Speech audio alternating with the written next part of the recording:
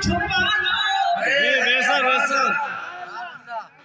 मैंने किताबों में पढ़ा है, हज़रत अबू बताएंगे भी आपको कि दो मखलूक ऐसे हैं जिनसे गुनाह हो ही नहीं सकते। ये तो अंबिया किराम की जमात है, एक फरिश्ता निज़ाम।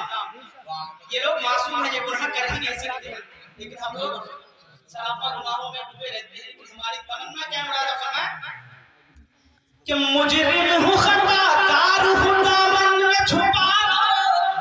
जिसकी तमन्ना है मजाकर बोले सुभान अल्लाह। आका मुजरिम हूँ खताकार हूँ दामन में छुपा लो। मुजरिम हूँ खताकार हूँ दामन में छुपा लो।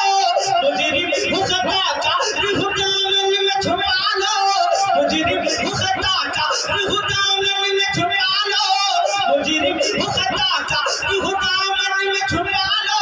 मुजरिम हूँ खताकार हूँ दामन में छुपा लो। तुम चाहत महशर में मेरी लाज बचा लो। या नबी या नबी या नबी या नबी या नबी या नबी या नबी या जलसा तो कैसे या रहेगा? नबी जलसा कैसे रहेगा?